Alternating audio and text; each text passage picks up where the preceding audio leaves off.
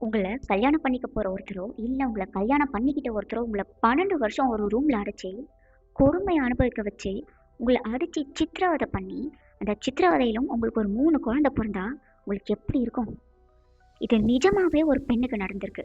பிரான்ஸ்ல 54 வயதான சில்வி யாஸ்மினா என்கிற ஒரு பெண், பாகிஸ்தான்ல இருக்கக்கூடிய அகமத் கான் என்கிற ஒரு ஆண திருமணம் பண்ணிக்கிறாங்க 2003ஆம் ஆண்டு. கல்யாணம் பண்ணிட்டு ஆஸ்திரேலியா போயிட்டு வாழ ஆரம்பிக்கிறாங்க. பிறகு 2014 பாகிஸ்தானுக்கே வரலாம் அப்படின்னு ஒரு முடிவு எடுத்து அவங்களும் அவங்களுடைய 2 குழந்தைகளும் கூட்டிட்டு பாகிஸ்தானுக்கே வராங்க. பாகிஸ்தானுக்கு வந்ததுக்கப்புறம் அவங்களுடைய கணவருடைய பிஹேவியர்ல டிராமட்டிக்காக ஒரு சேஞ்ச் ஆகுது. ரொம்ப வயலண்ட்டாக பிஹேவ் பண்ணுறாரு.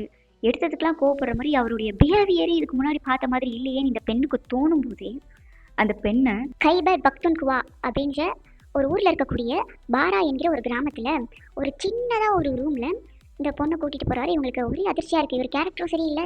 இன்னும் ஒரு ரொம்ப சின்ன ரூமுக்கு கூப்பிட்டு வந்திருக்காரு. அதுவும் அந்த ரூம் வந்து களிமண் செங்கலால் செய்யப்பட்ட ஒரு ரூம். ஆனால் அப்போ அந்த பொண்ணுக்கு தெரியல, நம்ம இங்கே 12 வருஷம் சிறைப்பிடிக்கப்பட போகிறோம் அப்படிங்கிறது. அந்த பிரான்ஸ் நாட்டை சேர்ந்த பெண்ணை 12 வருஷம் அந்த சின்ன ரூமில் போட்டு அடைச்சி சித்திரவதை கொடுமை பண்ணியிருக்காரு அகமத் கான் அப்படிங்கிற அந்த நபர். அந்த கொடுமையிலையும் இவங்களுக்கு ஒரு 3 குழந்தை பிறந்திருக்கு. இந்த அகமத் கான் அப்படின்றவர் இவங்களை மட்டும் டார்ச்சர் பண்ணாமல் அவங்க குழந்தைகளையும் சேர்த்து டார்ச்சர் பண்ணியிருக்காரு. 12 வருஷம் இந்த குழந்தைங்க வானத்தை கூட பார்த்ததில்ல. இந்த ஆஸ்திரேலியாவிலேருந்து 2 பேரை கூப்பிட்டு வந்தாங்களே குழந்தைகள், அவங்க அங்கே ஸ்கூல் படித்ததோடு சரி, இங்கே பாகிஸ்தானுக்கு வந்ததுக்கப்புறம் இந்த 5 குழந்தைகளுக்குமே ஸ்கூல்லாம் என்னன்னே தெரியாது. லிட்ரலாக அவங்க வானத்தையே பார்த்ததில்ல. இதில் ஸ்கூல் வேறையா அப்படின்ற மாதிரி தான் இருக்குது இதை கேட்கும்போது. பிறகு நாட்கள் செல்ல செல்ல செல்ல தன் தாய் படுற கொடுமையை அந்த முதல் குழந்தையினால பார்க்க முடியல, மூத்த மகனால் பார்க்க முடியல. எப்படியோ அந்த இடத்துல இருந்து எஸ்கேப் ஆகி பக்கத்தில் இருக்கக்கூடிய ஒரு போலீஸ் ஸ்டேஷனுக்கு வந்து அவர் கம்ப்ளைண்ட் கொடுக்குறாரு. இந்த மாதிரி எங்கள் அம்மாவை ஒருத்தர் பிடிச்சி வச்சுட்டு 12 வருஷமாக எங்களை கொடுமைப்படுத்துறாரு அப்படின்னு சொல்லியிருக்காரு.